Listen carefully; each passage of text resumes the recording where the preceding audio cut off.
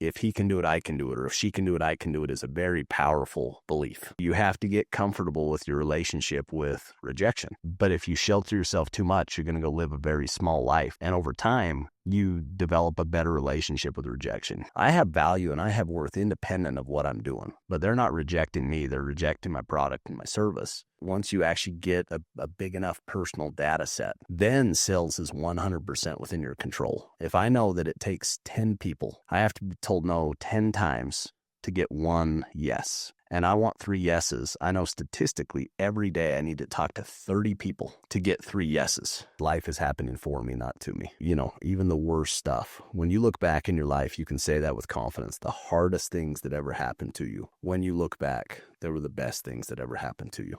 I can hear you shouting, pressure is a privilege. It's a privilege. Yep. It's 100% a privilege.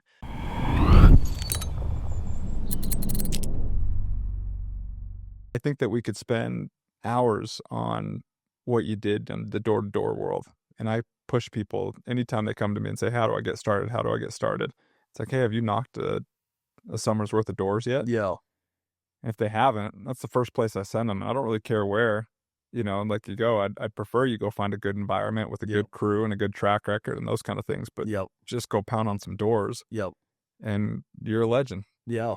You're a legend in the door space. The door changed my life, and it's changed a ton of people, you know, in this valley. And, you know, it's not even this valley anymore. Like there's, you know, a lot of people all over the country. And if you go back to the beginning of time, like, you know, everybody in any developing country, or, you know, the idea of like being a local entrepreneur and setting up a shop and hustling and bartering and selling is just kind of how the economies work for a long, long time. I think for me, coming down to Utah County with no skills and no trust fund, it's not that there wasn't parental support. My parents were cheering for me, but they definitely weren't like kicking in cash. And so it was, you know, and it wasn't anything negative from them. It was just their mom and dad are both working to pay their own bills. And so if I want to, you know, go to school, I got to go figure it out. And so there's this need of like, I need to work and I need to, you know, get ahead. And then you come down into this valley where there's 150,000 students. So all those entry-level jobs that you kind of immediately go to and say, what's the best of the worst? What's the best job I can get that's kind of a college job? And I'm like, well, for me, it was a waiter. I'd waited, you know, tables in high school and made way more money than my friends doing, you know, hourly jobs. And so I'm applying at these different restaurants, and the stack of people fighting for these jobs is 30, 40, 50 applicants to be a waiter at Chili's, to be a waiter at Outback Steakhouse, you know, and you're like, there's just a lot of people that want these jobs. And so I remember having some friends who'd gone out and they'd made life-changing money, made $50,000, $30,000, $100,000, which in college, you know, 20 years ago, that was incomprehensible for me. I still remember being on my mission, and there's this thing, pest control, and a mission companion, his brother had done pest control. And he's like, he made $40,000 last year. And I still remember I had a mission companion, big guy, you know, hunter, wrestler, 220-pound guy. And he's like, stone-faced. I would run through that door if I could make $40,000. I'd run through that wall. And that was kind of the thing, is like, that's not real. Like you know, so this incentive, this pot of gold at the end of the rainbow is kind of what gets you into it. What gave me confidence that I could do it is I started meeting enough people who'd been successful. And I think that's like such a good principle in life, is start finding evidence that something's possible. Like you can find so many reasons why things are impossible. You know, there's always going to be people that tell you can't do it. You got to be very careful who you listen to. Like statistically, like the people who like achieve exceptional success, it's the top 1% of people. So on paper, 99% of people, 96%, 80% are probably going to tell you something can't be done. And it's not that they're malicious or a bad person. They probably truly believe it. And in their frame of reference, it's true. But there are a few that are doing it. And that's who you need to go get advice from. And so I remember going and meeting people who'd gone out and been successful, and I knew them. And so that all of a sudden this confidence, I think this belief of like, if he can do it, I can do it, or if she can do it, I can do it, is a very powerful belief. And I had a friend who'd gone out and done door to door and had made $100,000 a year before. He was a manager, he was a salesperson, he was selling satellites door to door. And I'd played high school football with him. And there was that, if he can do it, I can do it. You know, wasn't discounting that he was really talented. He was always talented. But I didn't think he was God. I didn't think he was, you know, deity. Just showing someone that you went to school with. He said, I know that, like, we screwed around together in high school, that, you know, he was a year older than me. He was, you know, he's a friend. I looked up to him, but, you know, he put his pants on like I did. And that was what gave me confidence to go out. And I remember going out that first summer. It was so much harder than, you know, I ever could have imagined that it would have been. You know, I still remember crying on sidewalks and, you know, dealing with depression. I'd never dealt with depression. Like, I'd literally never been depressed. And I would wake up just in a dip, and I didn't know what that was, and had to go work to get myself out of it. And what it was stress. It was the trauma of being told no. Like, I think all of us, we have this aversion to rejection. I don't know anybody who just loves getting rejected. And the nuance to that is you have to get rejected. You have to fail to succeed. And so you have to get comfortable with your relationship with rejection. Like, you got to get really comfortable with being told no, and being told you're not smart enough. You're not, you know, institutional enough. You're not professional enough. You're whatever it is. There's just, your product's not good enough. Like, rejection is just a part of life. And I think we shelter ourselves from it because we don't want the pain. But if you shelter yourself too much, you're going to go live a very small life. And so I think that was what I was experiencing that first summer, was going through this process of deliberately putting myself in a tremendous amount of pain every day, dealing with rejection. And over time, you develop a better relationship with rejection. You find a way to separate myself from my product and services. Yeah. And getting confidence in yourself as, I have value and I have worth independent of what I'm doing. What I'm doing isn't who I am. This is something that I'm doing. But they're not rejecting me. They're rejecting my product and my service. And then also there's a psychology around selling. The great people who sell, they get good at this, which is, they learn that sales is a ratio. It's a ratio of numbers, and that it's there's a ratio of failure to success, and every industry has it. There's a closing ratio, and once you spend enough time in something, and if you keep enough data, you can track very accurately how much rejection is needed on average to have a successful sales call. And once you actually dial in those numbers, once you actually get a big enough personal data set, then sales is 100% within your control. If I know that it takes 10 people, I have to be told no 10 times to get one yes. And I want 3 yeses. I know statistically every day I need to talk to 30 people to get 3 yeses. And that's 100% within my control. Yeah. And that was when everything changed for me. I thought that was so, like, you know, I don't know what I thought. It was just like BS when someone's like, "Oh, I'm good with a no," because I know it means that I'm that much closer to a yes. Yeah. I was just hearing that, like, keep telling yourself that. Yeah. But once I realized that the best reps were, what they were doing was knowing that, no, I've got a high close rate. Like, if I'm gonna knock, like, I know if I can get to 100 doors, 100 people face to face, I know what I can produce out of that. For me, it was 1 out of 10. Like, when I settled in, when I actually was trained properly and I could resolve concerns and kind of got past the learning curve. Yeah. It was 1 out of 10. And so then you can even breaking it down even more granular where you say, I'm going to talk to 10 people by 5, 10 people by 7, 10 people by dark. And you hold yourself accountable to get rejected 10 times by 5 o'clock. And that's a different way of dealing with rejection. When somebody comes out and they're just crazy mean to you, you can kind of brush them off or be polite and move on because you're like, that's 1 out of 10. Yeah. I actually don't even care how that went down. I just got to get through my numbers because I know if I just stay at it, I'm going to come across somebody that wants it and needs it and can afford it. And then with sales, people buy emotionally and they justify logically. Sales is an emotional process. It's a transference of feeling. And if I'm not in the right emotional state when I show up to interact, you shouldn't buy from me because I'm not sending good vibes. Like I'm not coming to you saying, I want to do what's best for you. I want to, I've got something that I completely believe in. And this is going to add value for you and your family. This is going to solve your problems.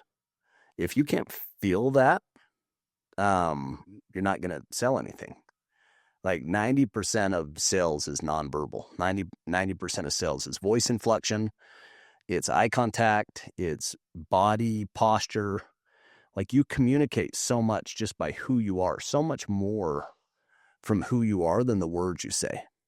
And that's why that relationship with rejection is so important because if you're just completely up in arms or you're completely on your heels because somebody was mean to you, that next interaction that you're going to have, that could be the one that they want it, they need it, they can afford it, but you're not there emotionally to show up with good vibes, good energy, put your best foot forward, listen.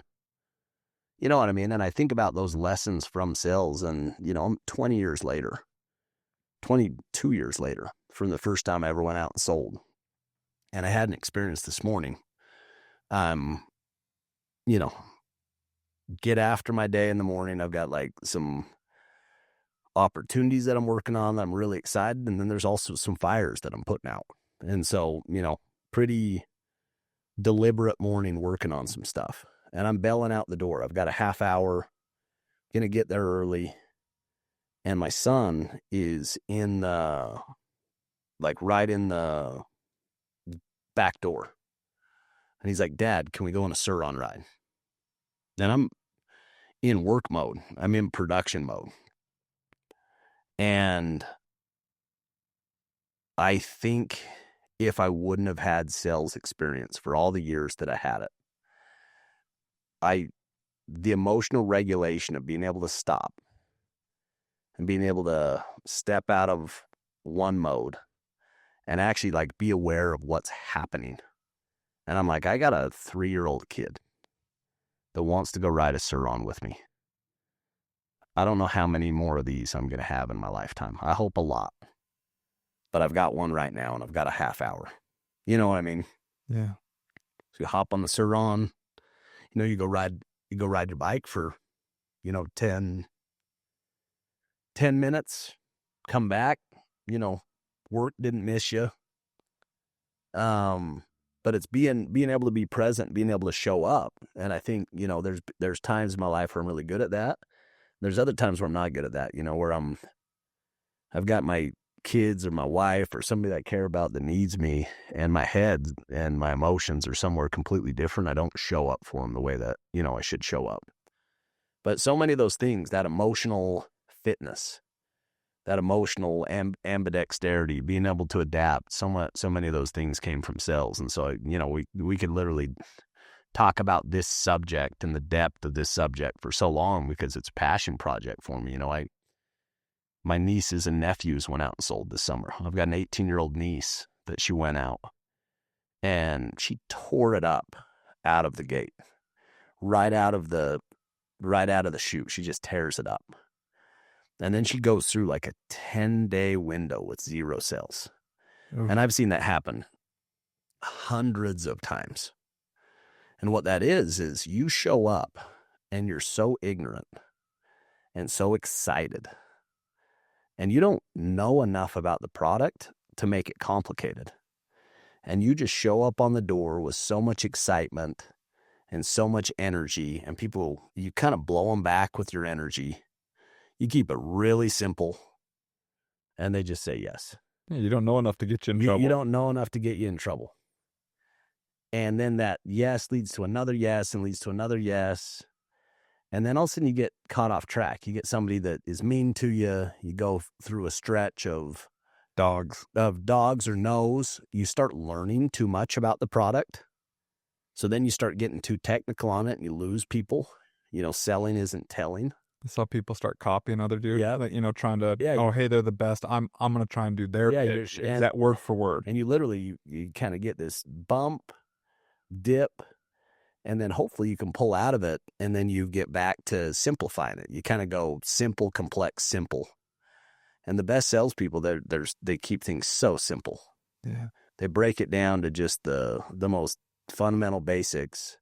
But then they have enough depth that if somebody wants to go deep on any topic, you can spend as much time as somebody wants to spend on any given topic, but you don't oversell, and nieces and nephews, hey, what do I go do? Go sell, people that have that question, they're in college. I teach a class up at BYU, and I say this like so consistently, like if it was up to me, doing a summer of sales would be a mandatory internship in the business program. That would just be at a minimum one summer. You've got to go do that. And I think there's so many stupid internships of shuffling papers or cleaning up, especially if you aspire to found something. Yeah, like there's just these garbage internships that's like, oh, I'm getting work experience, and you're like, you're not learning anything. If you want to learn about life and entrepreneurship and how to cope and how to lead people and how to problem solve and how to get emotionally fit, like I don't know anything like sales. Sales is tough, but it's a good tough. Like the hard things are the good things. Casey, why do you think people follow you? My understanding is that you went over to Vivint at some point. You had a transition. It happened before. Finally, it was the right time. You made the jump over there. And my understanding is that where you really made a name is that people followed you. You had the ability to recruit guys and put teams together. And now at Sandlot Partners, you've got teams and, LPs are falling into deals. People are pitching you deals. All that. Like, why are people following you? What I would go to like the principles of leadership. I'd say, who do you follow? Like, who has influence with you? And John Maxwell, he talks about leadership. He says, leadership is influence, nothing more, nothing less. So influence is like, hey, somebody leads and you follow. You know what I mean? Like somebody says, hey, let's go this way. And that person has enough influence with you that you say, if it's good enough for them, it's good enough for me. And so like, I think when I go down to like the real core of why I follow people is they create massive value for me. And my kind of philosophy on value is it's a holistic approach. There's some people that I would follow in certain things. Like if you said, hey, your dad, do you trust your dad? And I'd say, absolutely, I trust my dad. Do you trust your dad to do heart surgery on you? Nope. Like, would not follow my dad into the, operation room for heart surgery. I love my dad, but he doesn't have that influence in that core competency. But like taking advice on how to stay married for 50 years, how to, keep good relationships in the community, how to, raise good kids, like all those things, I'd follow my dad anywhere. And so, when I think about like, just my philosophy in general towards people, it's been so much influenced by Stephen Covey. Like Stephen Covey has this principle or this kind of concept of emotional bank accounts. And I think about that a lot. I think about like my wife. What is that emotional bank account with my wife? And all day, every day, we're either making deposits or we're taking withdrawals. And sometimes withdrawals are, deliberate,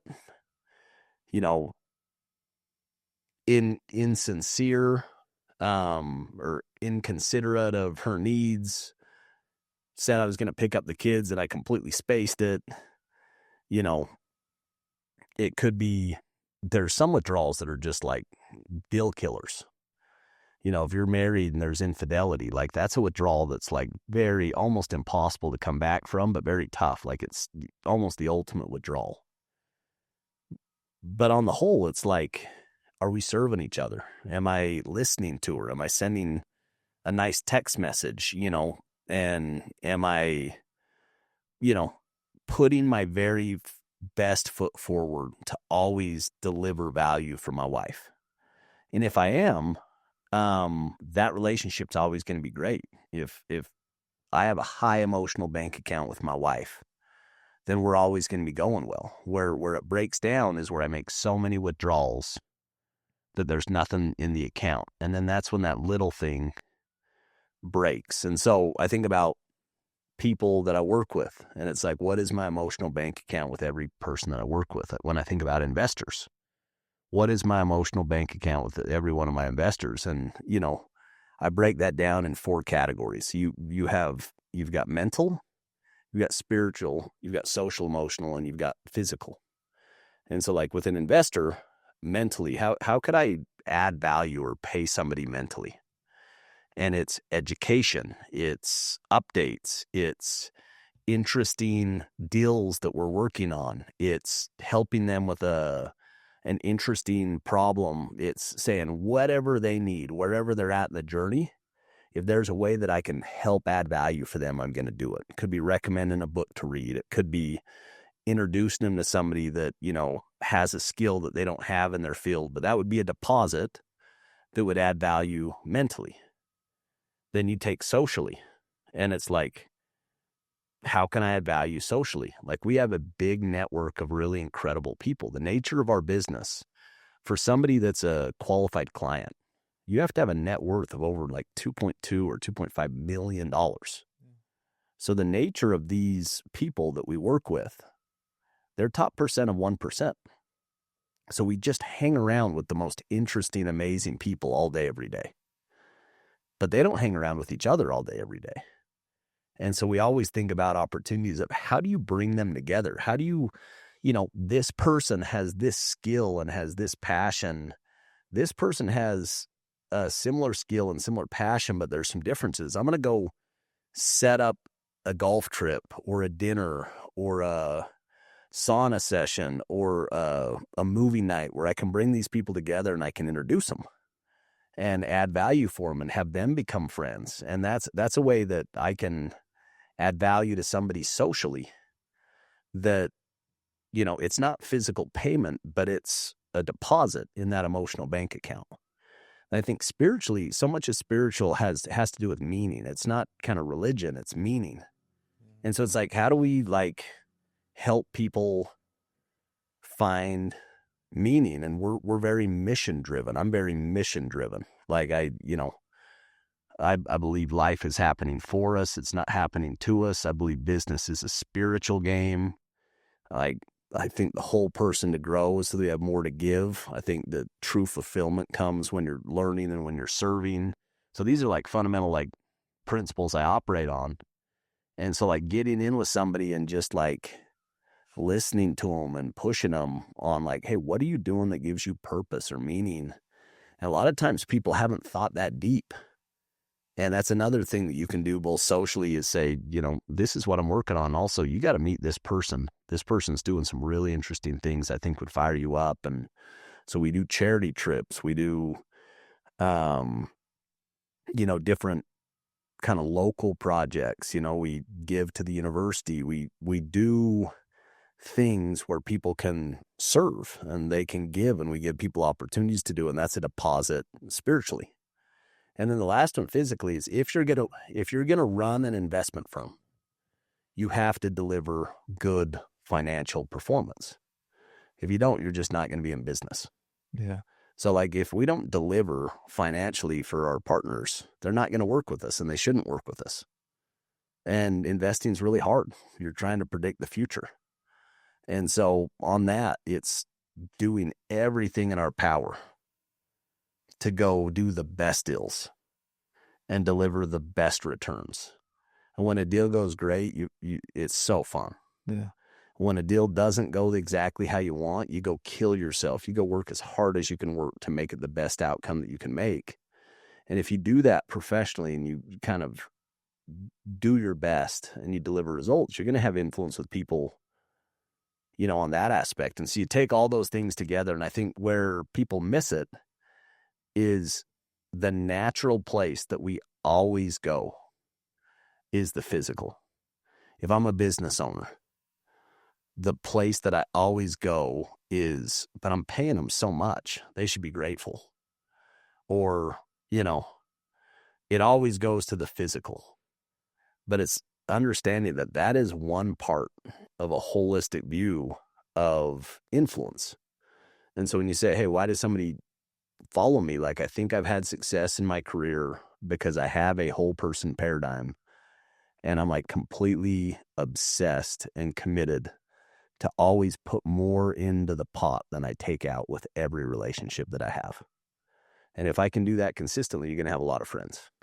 If you don't, if you're the person who always takes a little more out than you put in, that's where you lose influence, because no one likes that person. All of us have those people in our life. All of us have been that person from time to time.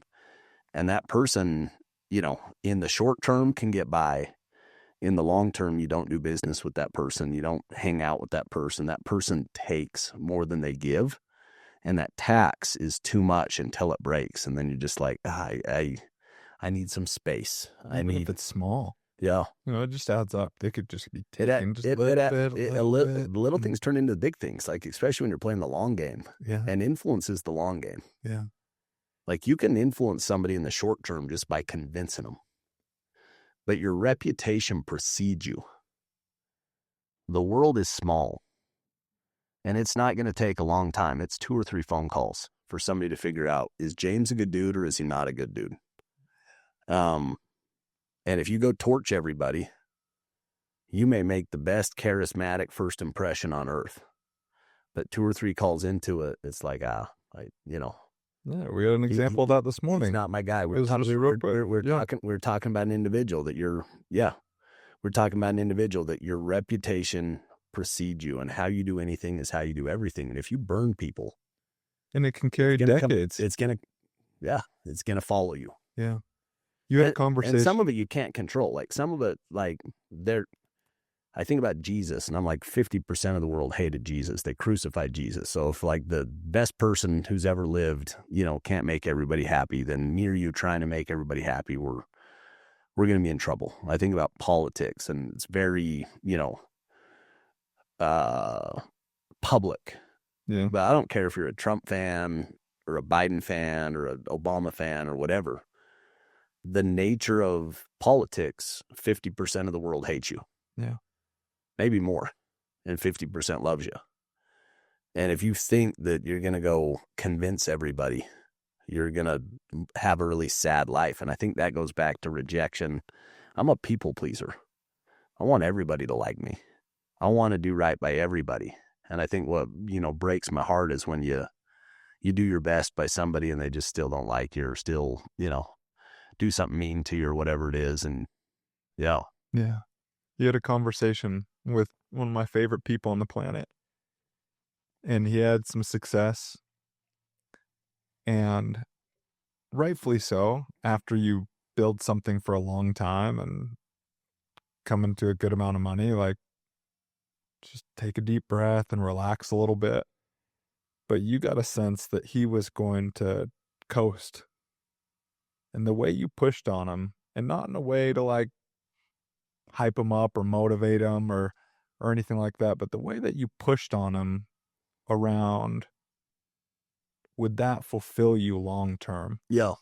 To just play it safe, to coast, to hit the brakes. I don't think in that moment I would have called that a spiritual fulfillment. Yeah. But it was. Like, you spoke to him as his purpose, as a leader, as a human, as a father, as a man. And the trajectory since that conversation right there in your office has been on fire. Unreal. Yep. And it is spiritual. Yeah, And I don't think I connected those dots until you just explained that. he reached out to me. We all went on a golf trip, and he reached out to me and said, "Hey, would you coach me?" And I'm like, "No." And not in a mean way. It's just like I just don't have the time. Like, you know what I mean? That's why I do Yeah. the podcast. That's why I do different things, is so that it can be public and you can share it and it can have scale.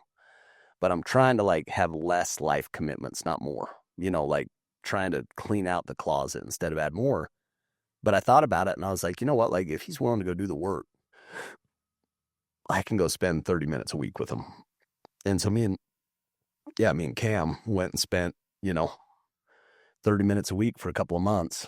And most of it came down to, it was talking about that. It's talking about planning. It's talking about mission, vision, guiding principles, habits, rituals. And kind of once you get that framework right, then it's just this principle of Kaizen. It's like constant, never-ending improvement. It's just a little bit better every single day, every single week, moving in the right direction in the stuff that you're passionate about. And then I think so much of like success, you need to have a definition of what success looks like for you. And I think there's like this public definition that you see as a kid, and you maybe even like romanticize a little bit of, I'm going to go work so much money, or I'm going to go work for so long. And then I'm going to have some event that creates so much money. And then once I get to that event, I never have to work again. And that's actually like you hear it out loud, you're like, it sounds pretty good. But I think when you really spend time on it, it doesn't sound that good. Yeah. And I think that comes down to the core of like, what is work? Is work something that you do to get money so you can do other things? Or is business a spiritual game? Is it like a core piece of your life? And so my personal belief is business is a spiritual game. Yeah. That like building a great business is an end in and of itself. Like just doing something great. That is actually worth doing. I put out a question to anyone that comes on. I ask, how will you know when you've made it? And your response was different than anything I've seen. And your response in that was something along the lines of like, I'm just striving for constant improvement. Yeah. And it wasn't in this, I didn't read it in a way of like more. How much is enough? More. When do you know if you made it more? I didn't read it like that. I just read like, yeah, like I'm just looking to improve constantly. And I think the rest will take care of itself. More is good too. You know what I mean? Like that's like people have these weird triggers or weird views around money. But for me, money is a scorecard. Like if you're in a business, the only way to keep score is how is the business doing? How's the revenue? How's the operating margin? Like that's your scoreboard. Yeah. And if you really believe that a profit is created from value created for a customer, that you create so much value for someone or some business that they'll pay you more than it costs to go create that customer. If you really believe that, then your goal on how much money you should make should be as much as is humanly possible, because that money is a factor of value created. And if that business, the purpose of that business should be to go create as much value as that business can create. Like when you plant a tree, how tall should a tree grow? I think the answer is as big as it can grow. Like if you're, as a human, like how smart should you get? As smart as you can get. Like, whoa, how far can you take it? And so I think that's how fit should you get? Well, how fit can you get? What should your handicap be in golf? As good as it can be. Like, go do your best. Strive, try to get better. And then it's going to, at some point, it's going to be what it is. What do you say to the person that's saying you're going to miss out on fulfillment if you're always chasing? I think life happens along the way. I don't think the table of success shouldn't be sat on too long. I don't think fulfillment comes at the top of the mountain. I think the journey is the game. I think you miss life when you are focused on the end. Like, life happens in the messy middle. Like, life happens in the building of the company. It comes in the hard times, you know. And I was watching this podcast with a couple of the guys who did The Office. You've got, you know, whatever the guy's name, Dwight Schrute. He's got an interesting podcast. There's another character in that show, and that, you know, that was like an iconic show. And they're talking about it, and one of the characters, they were talking about a line that he had. And, you know, I can't even remember the guy's name. It's Dwight in it. I don't know his kind of real name. And he said, "You had one of the best lines out of all the seasons that we did in The Office." And that line was, "Don't you wish we could know the good old days when they were happening?" And, you know, you think about the good old days. Like, and me and you could go, like, we've had some good old days, you know, where you're golfing or you're going on a helicopter ride in Lake Powell, and you're like, oh my gosh, we've had some epic experiences for not knowing each other too long. But his point was, if you knew that those were the good old days when you were having them, you'd be more present. And Dwight, he kind of talked about his only regrets from The Office is that he didn't enjoy it more along the way. Yeah. That he wasn't more present. And the word that he said is, I wasn't more grateful. He said, I didn't realize how good I had it. I didn't realize that these, you know, these are the good old days. We're living them. Like, this is it. We're creating one of the greatest shows of all time, and we're doing it right now. And this is so fun. And like, you kind of think stuff's going to go forever. I had a call with my buddy, and I've taught with him up at BYU the last 5.5 years. And he planning on teaching, you know, again this fall. I'll kind of teach until they kick me out. And he said, yeah, we'll find out tomorrow if we're teaching this year. I was like, really? I was like, didn't even know that was like off the table. And he said, yeah, you know, I don't know, you know, administration, they kind of put the job offer out there because they want like a tenured professor to teach that class that we teach. Both him and myself are, you know, adjunct professors. And he's like, I don't think that they're going to fill it. And that class is just like a riot. It's like 400 kids, and it's a really popular class, really fun class. But I thought about that, and I, you know, not sad. I'd love teaching. And if it happens again this fall, awesome. But there's a Tony Robbins quote. Yeah, it's everything changes and everything ends. And I think when you hear that out loud, it's kind of depressing. Because you're like, yeah, if you say like, your marriage is going to change and your marriage is going to end. Yeah. Like, that's a bummer. I like my marriage and I actually like where we're at right now. And your health, it's going to change and it's going to end. And this job that you're in, it's going to change and it's going to end. And I think understanding that is healthy. Like, I think our brains, we want equilibrium, and we want this idea that sameness, you know, this consistency, this certainty. But understanding that's not reality. Like, the day that we were born, we have a closing date on when we're going to die. And that's just the nature of life. There's a start and there's a finish. But I think if you understand that everything changes and everything ends, it allows you to be more present and more grateful and just kind of soak it up. I had one college professor at Harvard, and I've told this story, you know, but it was so impactful for me. It was my last year going to this program called Owners, Presidents, Managers. And this professor, he ran the whole program, a guy named Deepak.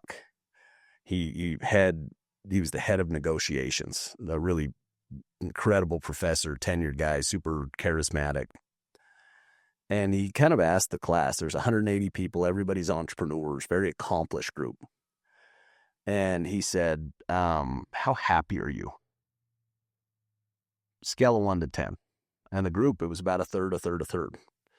Some people less happy, some people moderately happy, and then there was about a third of the group that was really happy. And then he asked the question, he said, what makes you happy? And we went through and we listed, this makes me happy. And, you're writing 30 things, and I could ask you that question. It's a super healthy exercise. I'm like, sex makes me happy. Time with my kids makes me happy. Going on trips with my family makes me happy. Cooking on the Traeger makes me happy. Being in the pool with my kids makes me happy. College football makes me happy. And you go through this list. Golf makes me happy. Betting with the boys, whatever it is. You get this list, and you're like, man, there's a lot of stuff that makes me happy. I love doing this stuff.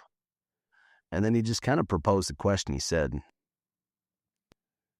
could you do more of the things that make you happy on a daily basis? And it was so simple, but it was so profound. I was like, yes, I could take more Sur-Ron rides. I could plan 1 or 2 more barbecues with my family. I could, make more love to my wife. I could, whatever it is, it's saying like, you kind of are the captain of your ship. You're the author of this book. But I think being deliberate matters so much. You know what I mean? That you're actually, you're doing something deliberately instead of just letting life happen to you. And so I don't even know where that question started, but where it finished is, yeah, you got to be present. You got to be grateful. And the more aspect of it, the always striving for more, I'm like, I think striving's really good. We're going to spend a weekend with our kids. And I'm looking at Miller, and she's 9. And she was 3 yesterday. That's insane. Like, just asking me to go anywhere.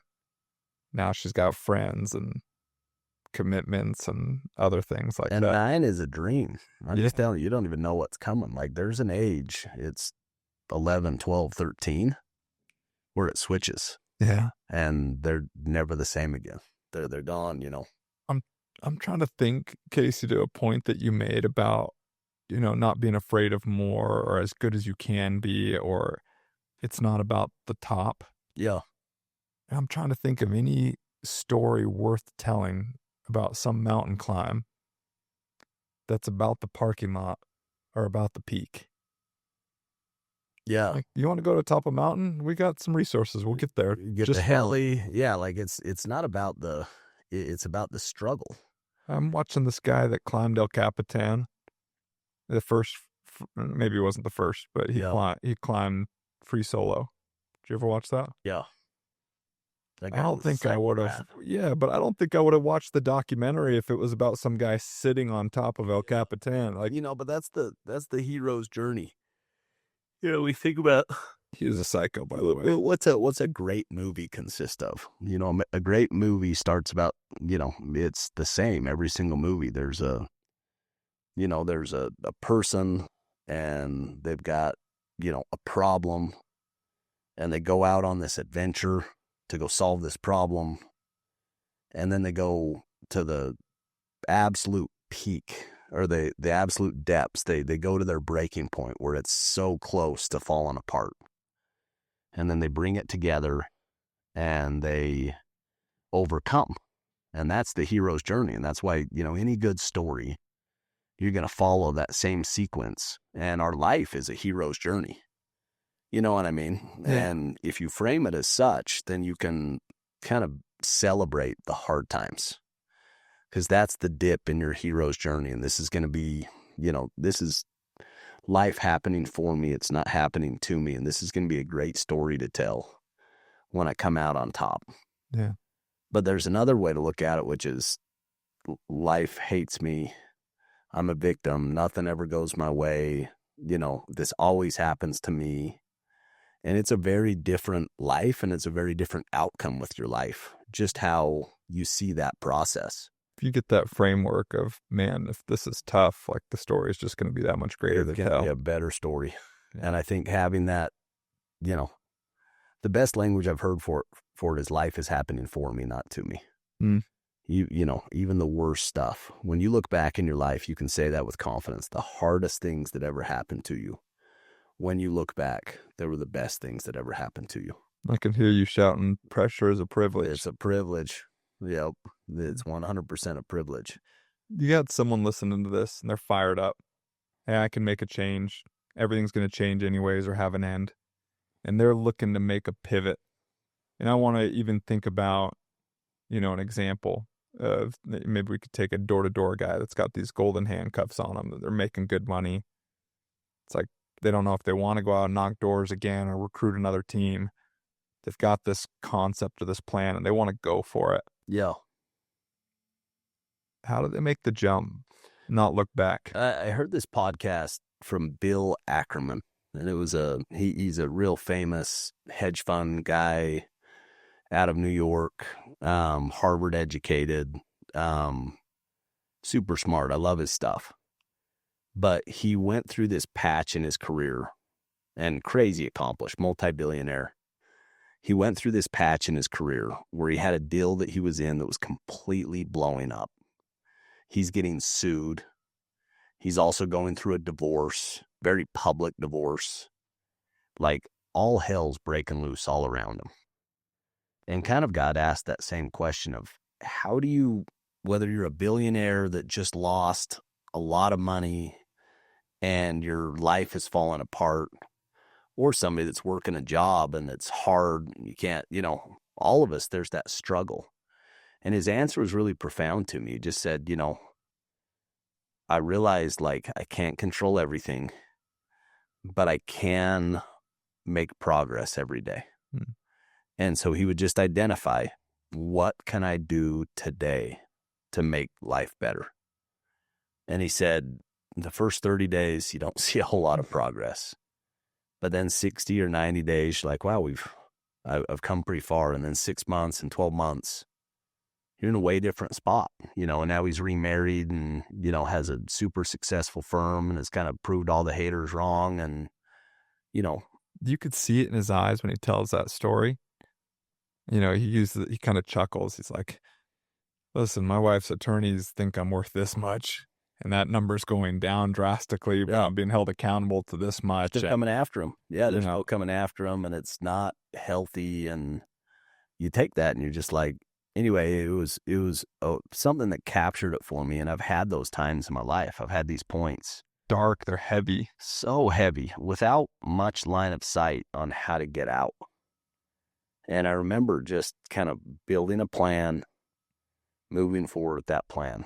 Yeah.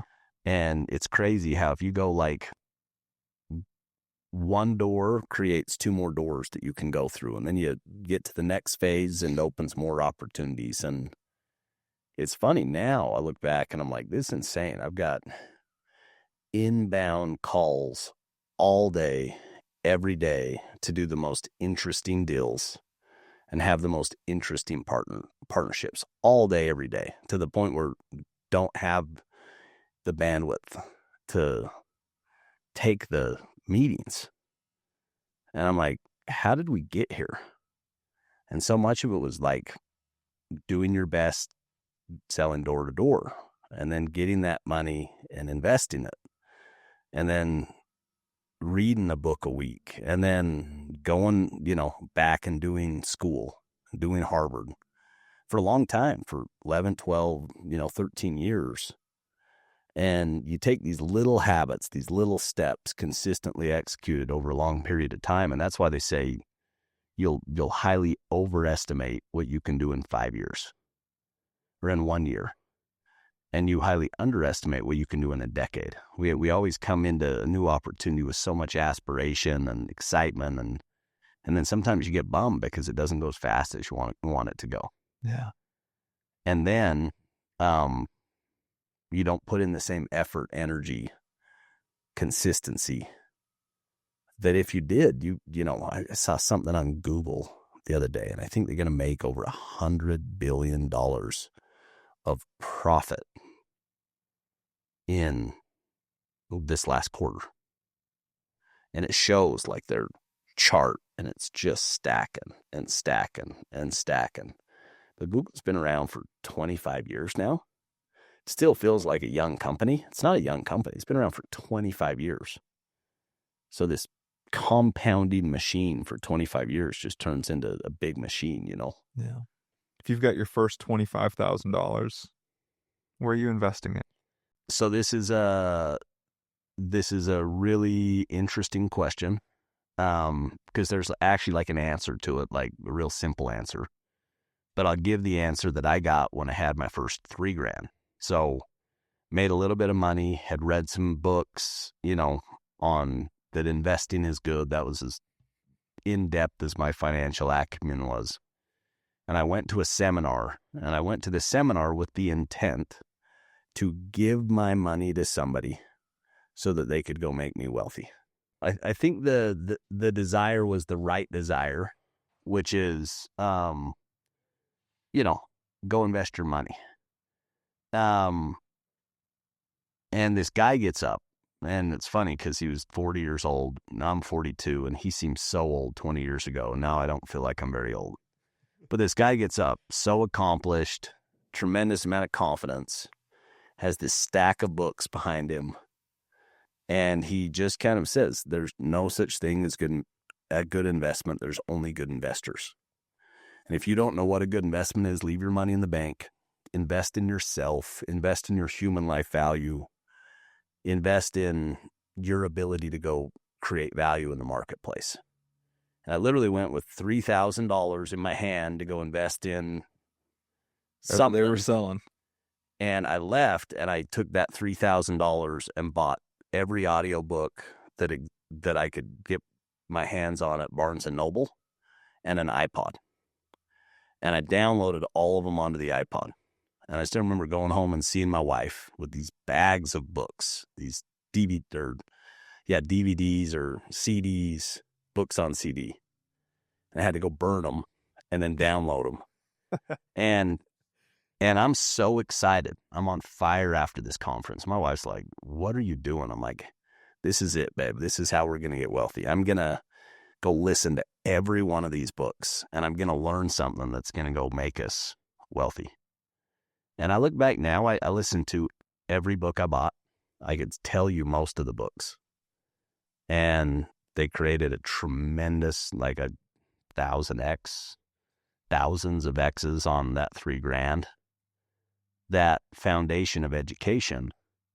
And so, my challenge is, if you don't have a lot of money, go invest in yourself and your human life value, your ability to see an investment with your own eyes and recognize it. But then outside of that, I'd say, until you have tons of unique skill set, knowledge, I would just invest in the market.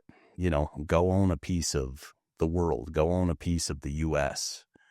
And, you can download a Vanguard account and you can go buy a piece of every big company in the world, every big company in the US. And I think by doing that, you're basically saying, I don't know this stuff, but I do think Apple's going to go sell phones, for a long time. And I do think Google's going to be a company for a long time, and Facebook's going to be a company, and Amazon. If I can go own a little piece of all those, I think McDonald's is going to sell hamburgers for a long time. And so it's owning just a little piece of them, then don't pay fees. Like, fees erode your returns, and fees are kind of the hidden tax. And so, and I say that our business, we charge fees and we charge carry. And so there's different types of investments, but our deals aren't for somebody that's not accredited. Our deals are for somebody that's ultra high net worth. They have a large portfolio of assets, and they want unique access to really interesting opportunities, whether it's a company, whether it's a real estate deal, whether it's a, structured loan. That's kind of why they're coming to us. Yeah.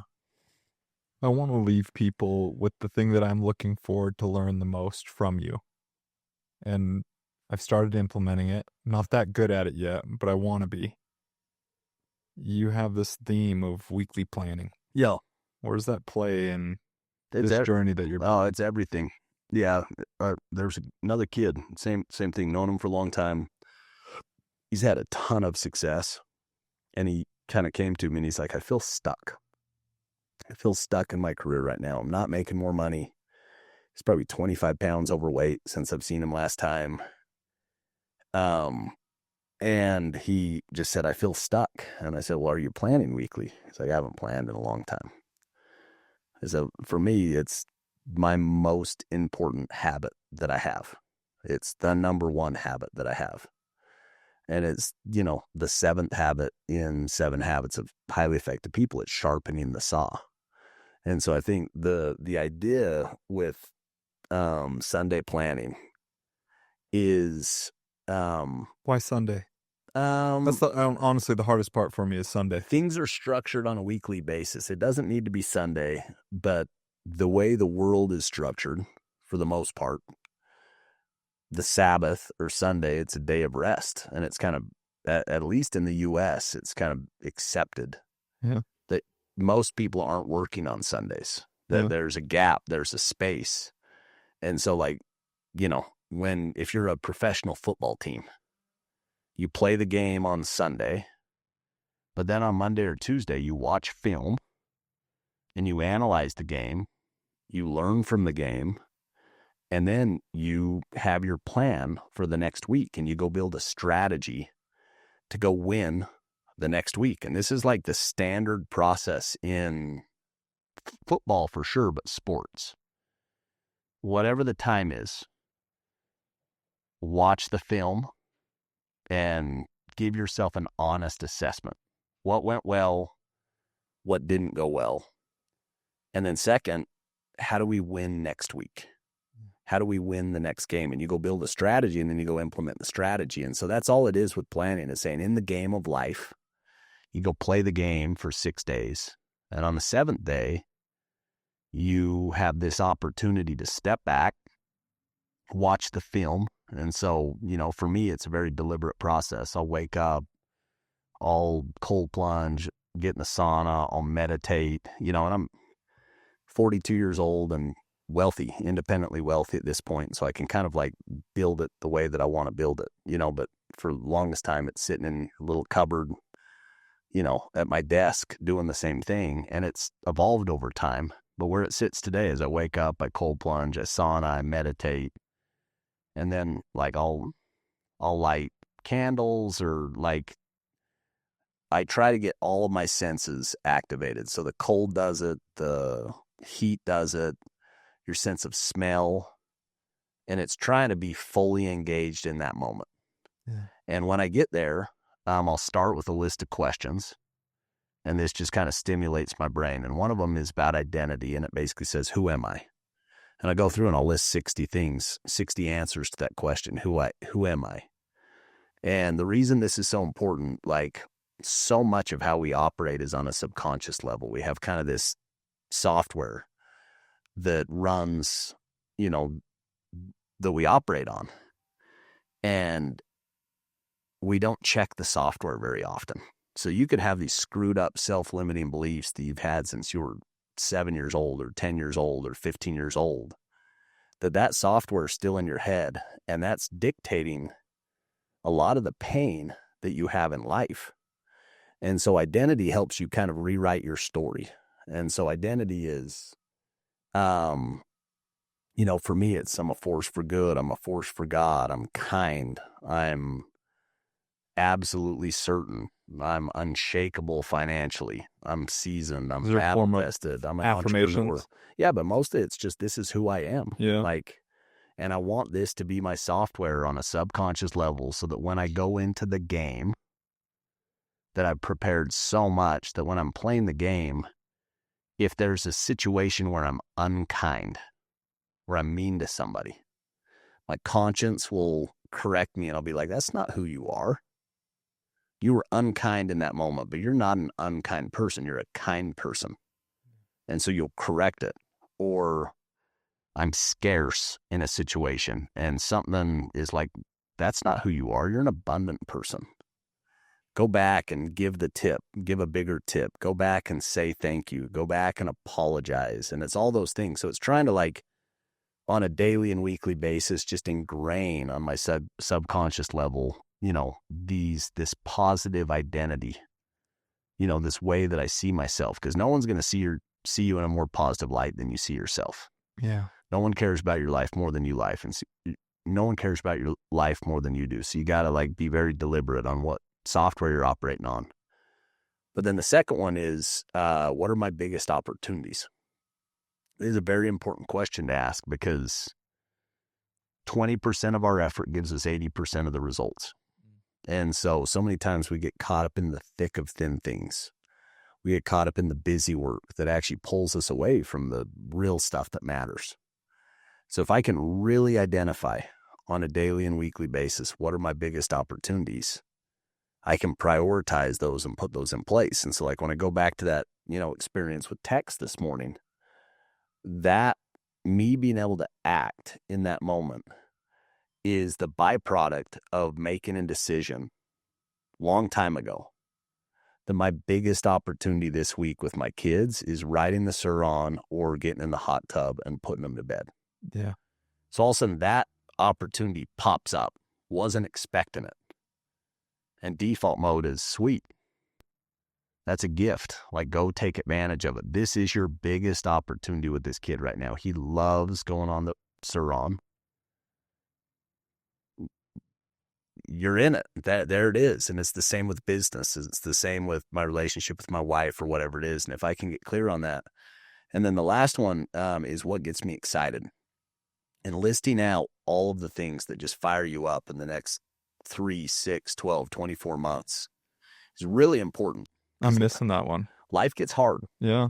And we get caught up in the slog, and you just had an injury, and it kind of, sometimes health issues kind of knock you off your rocker, whether you're on prescription drugs or painkillers or whatever it is, you get out of this like mode of production or, moving forward. And it gets you really scarce. Like when you don't have a big, exciting, compelling vision, then you default into like some weird behaviors. Yeah.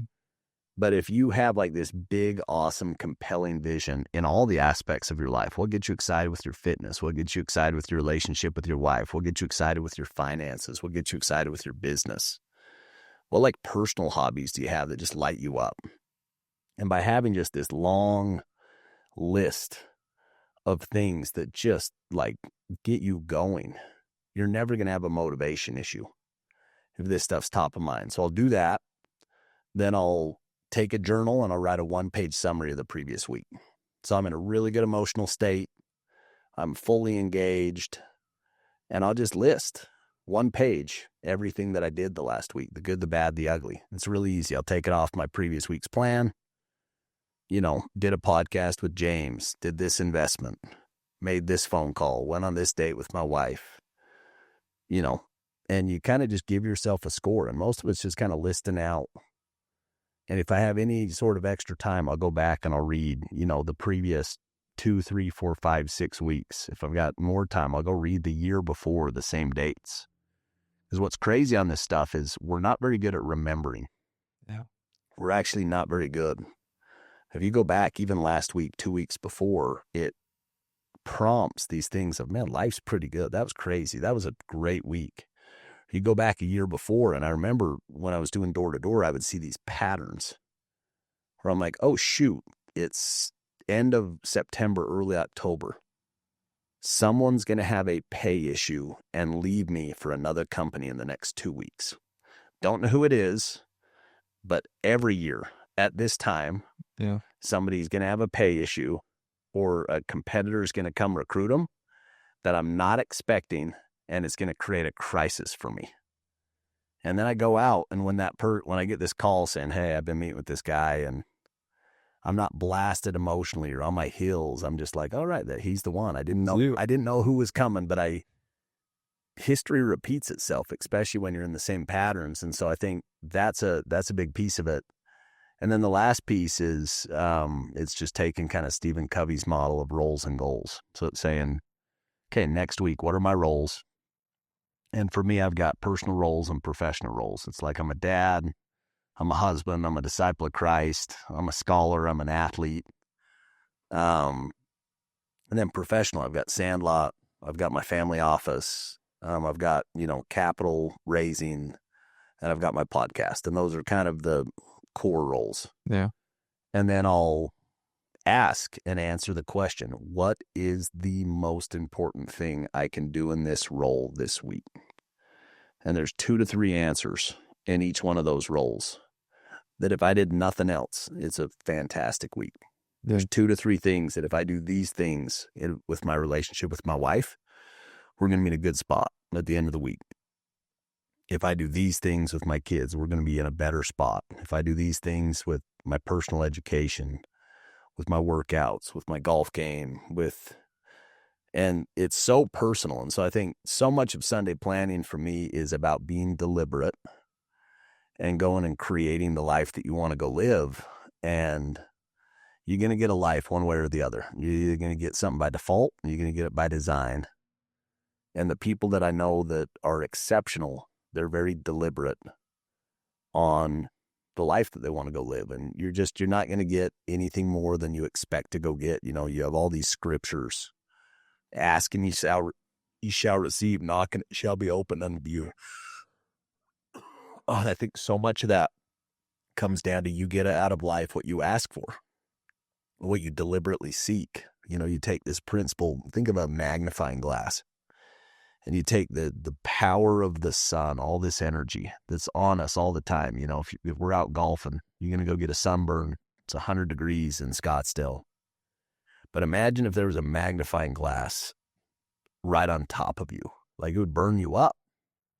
And all of us have done that. You take a magnifying glass and it can start fire, because what it does is it takes this broad energy and it harnesses it and it focuses it and it creates just this power. And that same principle applies with planning and focusing. You have this broad energy that you're bringing to the table on the week. How long does it take you? It's a couple hours. It's 2 hours. Yeah. If you're doing it in 35 minutes, you're probably not doing it the way it should be. I don't think you're going deep enough. Yeah. 35 minutes is better than nothing. So I'd say, if you can get 35 minutes, go get 35 minutes. But for me, it's just not something that I skimp on. I allocate the time. And when I was talking to Cam, Cam's pretty religious with this at this point.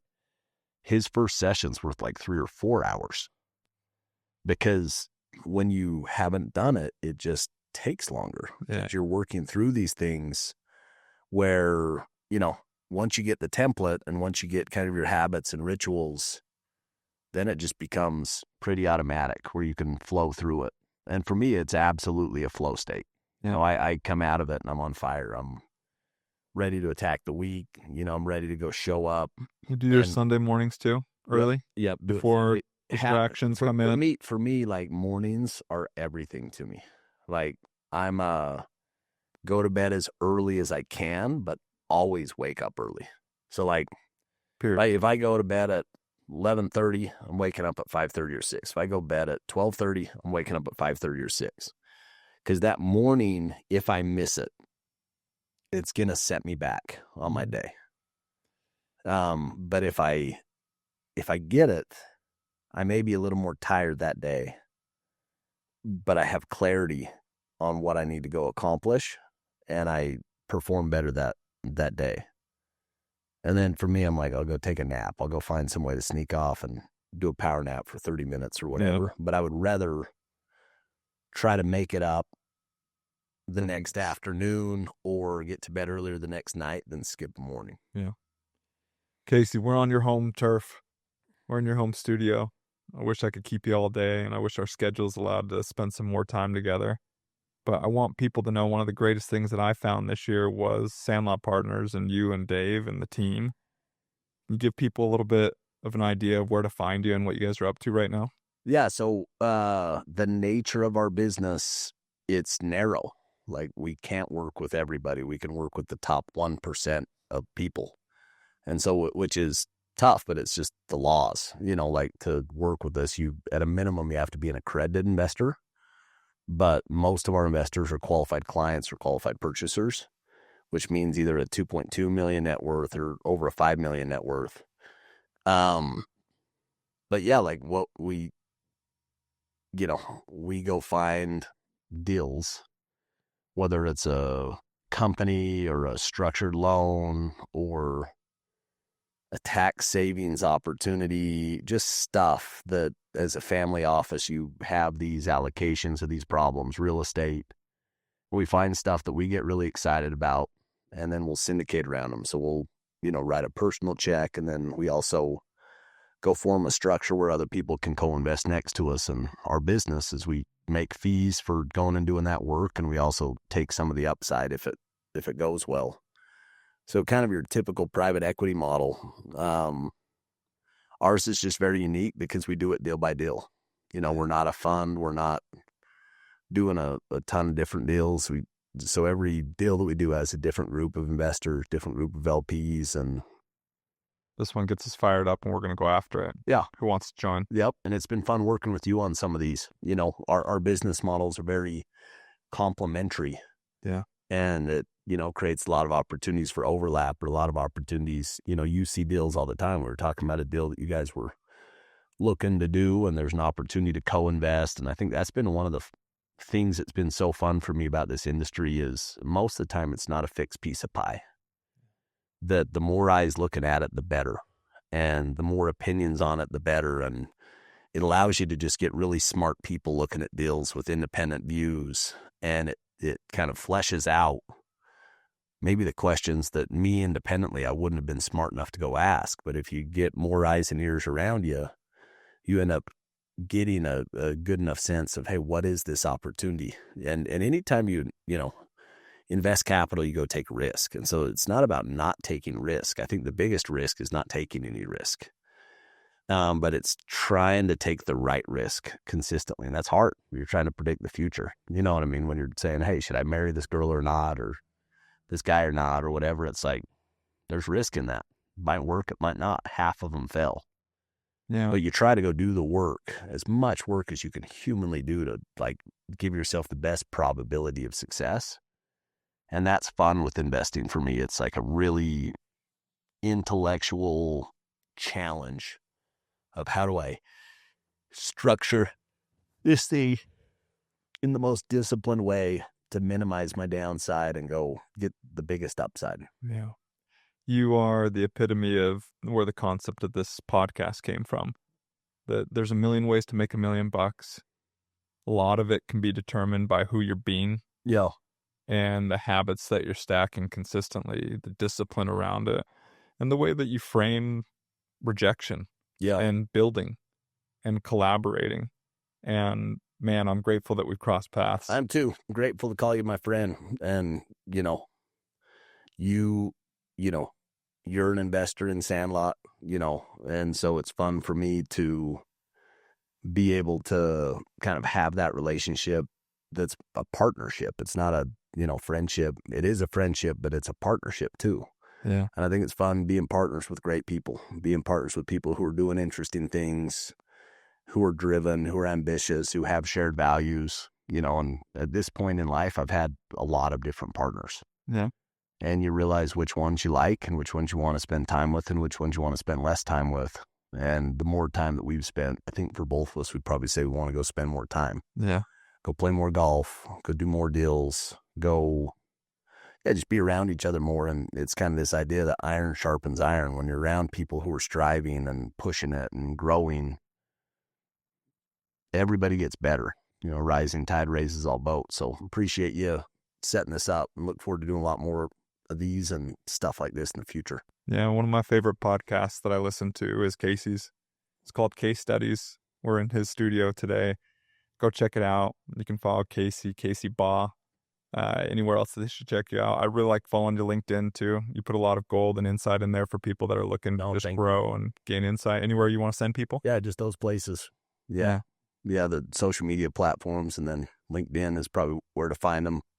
Podcast is on all the different platforms. It's on Apple and Spotify and YouTube and Twitter or X now. And so, all the different mediums, it's out there. Thanks for your time, brother. I appreciate you. Man, that was so fun. Yeah.